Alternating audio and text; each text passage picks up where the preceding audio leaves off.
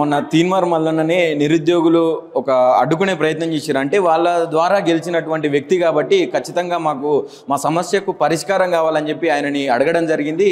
దాని తర్వాత నెక్స్ట్ రోజు దానికి సంబంధించినటువంటి వీడియోలను ప్లే చేస్తూ మార్నింగ్ న్యూస్లో ఆయన కొన్ని వ్యాఖ్యలు చేశారు. వాళ్ళ మీద వీళ్ళంతా పేడ ఆర్టిస్టులు, కొంతమంది వీళ్ళకు డబ్బులు వేసి బీసీల ఉద్యమాన్ని ఆపాలి, ఎట్లాగైనా బీసీ మీటింగ్ని అడ్డుకోవాలని చెప్పి పంపించారని చెప్పి మార్నింగ్ న్యూస్లో మాట్లాడినటువంటి పరిస్థితి చూసినాం.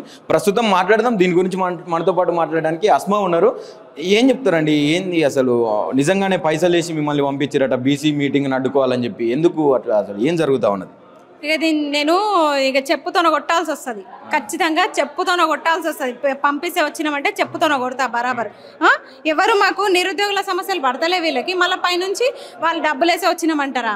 3000కి వచ్చినామా? మేము ఏం మాట్లాడుతున్నా అసలు? ఎందుకు వచ్చింది అందులో? ఇప్పుడు తీన్మార్ మల్లన్న గారి ప్రెస్ మీట్ ఉందని తెలుసుకొని పోయిరా? అసలు దేని కారణంగా పోయిరా? ఆ స్లాట్ 12 to 1 టైమింగ్ చూసుకోండి. 12 to 1 ఆ టైమింగ్లో వీళ్ళు అక్కడ మీటింగ్ పెట్టారు. 1 అవుతుంది అయినా పోతలేరు.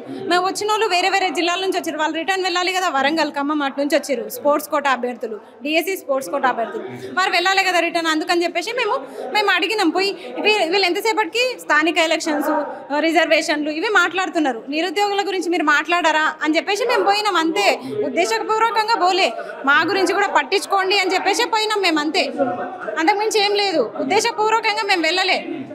చిన్న బాబుని తీసుకొచ్చారు, ఆయనకు 10 రూపాయలు ఇచ్చారు, మీ ఇగో ఈ పిల్లగాడు ఆ పిల్లగాడు అని చెప్పి మాట్లాడుతూ ఉన్నారు. ఎట్లా చూడొచ్చు అసలు ఈ మాట? ఆ బాబు వాళ్ళ నాన్నెంబడి వచ్చిండు, అంత మీటింగ్ అయిపోయినాక హైదరాబాద్ చూసి పోతాడో, లేకపోతే హైదరాబాద్ బిర్యానీ తినిపోతాడు. తప్పేముంది? చిన్న పిల్లగాడు కాబట్టి హైదరాబాద్ అభ్యర్థి వాళ్ళ కొడుకు, మరి తప్పేముంది? ఇప్పుడు తల్లి కూలిపోయిందేమో, తండ్రి ఎంబడి కొడుకు వచ్చిండు, తప్పేముంది? ఒక్క పిల్లగాని వదిలేసి వస్తారా? ఆ పిల్లగానికి ఏమైనా అయితే మీరు ఆ బాధ్యులు, తల్లిదండ్రులదే బాధ్యత ఉంటుంది కాబట్టి తొలుకొని వచ్చిండు, తప్పేముంది? హైదరాబాద్ వస్తున్నా అంటే చిన్నపిల్లలకు ఒక ఆశ ఉంటుంది, అవి చూడాలి ఇవి చూడాలని, ఆ ఆశలో వచ్చిండు, తప్పేముంది? నడుస్తున్నాయి రాజకీయాలని చెప్పి మాట్లాడుతున్నాడు. వాడు చాతగాని దద్దమ్మ, వాడు చాతగాక ఏమేమో మాట్లాడతాడు. వాడికి ఏదో ఒక లోపం దొరకాలి కాబట్టి లేనివి కూడా క్రియేట్ చేసుకొని ఏదో ఒకటి మాట్లాడుతున్నాడు అంతే. మరి ఈ నిరుద్యోగ సమస్యలు ఇంతేనాయిగా తీరవా? ఇప్పుడు ఫస్ట్ నుంచి కూడా కాంగ్రెస్ ఏర్పడిన దగ్గర నుంచి కొట్లాడుతూనే ఉన్నారు. ఈ డిఎస్సి అభ్యర్థులు కూడా ఫస్ట్ స్టార్టింగ్ వీళ్ళదే నడిచింది, మళ్ళీ వీళ్ళు ఇదే తరహా కొట్లాటలు కావచ్చు, నిరసనలు కావచ్చు. ఎన్ని రోజులు ఇట్లా? ఇంకా ఇక వీళ్ళని దింపే వరకు వీళ్ళు ఇంతే. ఇంకో 3 సంవత్సరాలు నిరుద్యోగులు భరించాల్సిందే. నేను చెప్తున్నా కదా, భరించాల్సిందే. ఎందుకంటే వీళ్ళు ఏం చేయలేరు, శాత కాదు. అక్కడ నుంచి ఇక్కడ, ఇక్కడ నుంచి అక్కడ, ఆ వాదం ఈ జెండా ఆ జెండా మోస్తూనే ఉంటారు వీళ్ళు. వీళ్ళ స్వలాభం కోసం వీళ్ళు ఏమన్నా చేస్తారు. మళ్ళీ ఇప్పుడు నిరుద్యోగుల్ని పిచ్చోళ్ళని చేసిండు. ఆయన గ్రాడ్యుయేట్ ఎమ్మెల్సీ అన్న సంగతి మర్చిపోయిండు. ఆయన వేరే ఏ ఎమ్మెల్సీ అనుకుంటున్నావు, ఏ టైప్ ఎమ్మెల్సీ అనుకుంటున్నావు అర్థమైతలేదు.